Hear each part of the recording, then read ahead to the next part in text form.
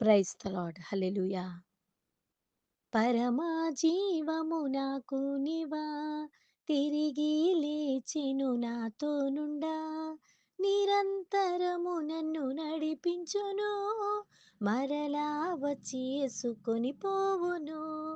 యేసు చాలును, చాలును, యేసు చాలును, చాలును, ఏ సమయమైన ఏ స్థితికైనా నా జీవితములో యేసు చాలును. సాతాను శోధనలధికమైన సొమ్మసిల్లక సాగి వెళ్ళేదను.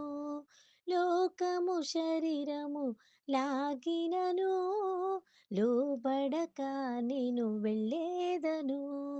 యేసు చాలును, చాలును, యేసు చాలును, చాలును, ఏ సమయమైన ఏ స్థితికైనా నా జీవితములో యేసు చాలును. పునరుత్థానుడా మీకు స్తోత్రం. సమాధానకర్త మీకు స్తోత్రం. పవిత్రుడా మీకు స్తోత్రం. సర్వాధికారి మీకు స్తోత్రం. సర్వోన్నతుడా మీకు స్తోత్రం. సర్వశక్తి గలవాడా మీకు స్తోత్రం. నేటి దినము కొరకు ఏర్పాటు చేయబడిన వాక్య భాగము, మన దేవుడైన యెహోవాను ఘనపరచుడి, ఆయన పాదపీఠము ఎదుట సాగిలపడుడి, ఆయన పరిశుద్ధుడు. కీర్తనల గ్రంథము 99వ అధ్యాయము 5వ వచనము. దేవాతి దేవుని నామాన్ని సన్నుతించటం మరి వాక్య భాగమునందు మనం గమనిస్తూ ఉన్నాము. యెహోవా రాజ్యము చేయుచున్నాడు, జనములు వణుకును. ఆయన కేరుబుల మీద ఆసీనుడైన వాడు, భూమి కదులును. దేహోవా పరిశుద్ధుడు. దేవుడైన యెహోవా పరిశుద్ధుడు.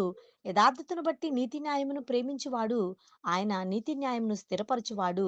తను నమ్ముకున్న వారిని ఆదరించి వారికి కనురెప్పలా వారిని కాపాడుతూ ముందుకు నడిపించేవాడు మన యేసయ్య అని వాక్య భాగం ద్వారా మనం తెలుసుకుంటూ ఉన్నాము.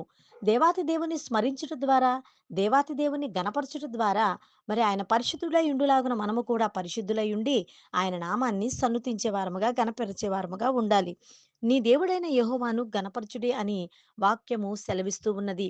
దేవుణ్ణి గణపరచుటలో ఉన్న ఆనందాన్ని, యెహోవా స్తుతించుట మంచిది అని దేవుని వాక్యం సెలవిస్తూ ఉన్నది కనుక, ఈ లోక సంబంధమైనటువంటి విషయాలన్నిటి మీద ఉన్న శ్రద్ధను తీసివేసుకుని, దేవుని నామాన్ని సన్నుతించుట, గణపరచుట, స్తుతించుట, మరి ఆయన ఎదుట సాగిలపడుట మనకెంతైనా అవసరమై ఉన్నది. మన అవసరము నిమిత్తము, మన జీవిత మనుగడ నిమిత్తము ఆయన మీద ఆనుకుని ఉంటే చాలు, సమస్తము కూడి జరుగును కనుక, దేవాతి దేవుని పాదముల చెంత సాగిలపడి ఆయనకి మ్రొక్కుదాం, ఆయన్ని ప్రార్థిద్దాం.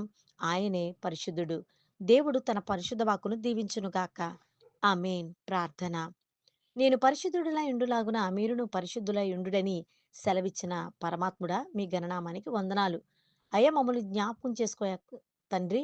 నీ సన్నిధి చాటున మమ్మల్ని మరుగుపరుచుకుని, నిన్ను ఘనపరిచి, స్తుతించి, ఆరాధించి, సాగిలపడి, మహిమపరిచే జీవితాలు మా అందరికీ అనుగ్రహించుము తండ్రి. ఆమేన్.